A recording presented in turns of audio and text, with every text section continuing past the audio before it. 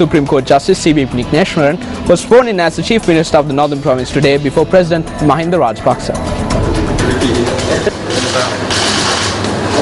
C.B. Vigneswaran was sworn in at a ceremony held at Temple Trees this morning.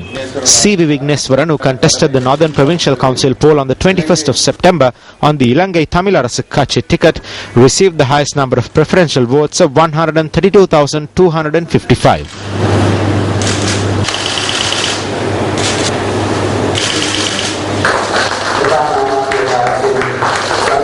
Once Chief Minister appoints the other members of the Board of Ministers, all of them will take oaths in Jaffna on the 11th of October. The fact that he took oaths before the President, like the other Chief Ministers, makes a statement. The statement is that they are prepared to work constitutionally in the Provincial Council, accepting the powers of the central government. Some pundits in our country profess that after a Northern Provincial Council poll was held and the Tamil National Alliance came into power, there would be secessionism in the country.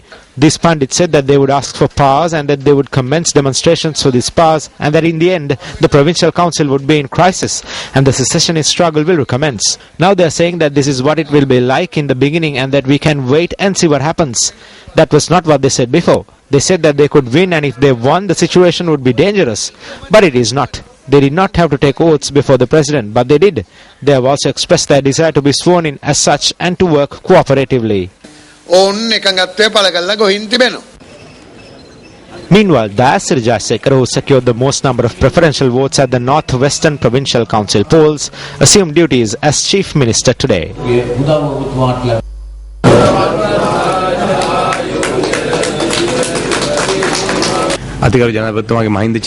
In accordance with the Mahinda Chintana manifesto of His Excellency the President, we will get together with the ministers and look at how this manifesto can be implemented via the Provincial Council and expeditiously arrive at a decision. We will prepare a new 5-year plan on how we can move forward with this work. Meanwhile,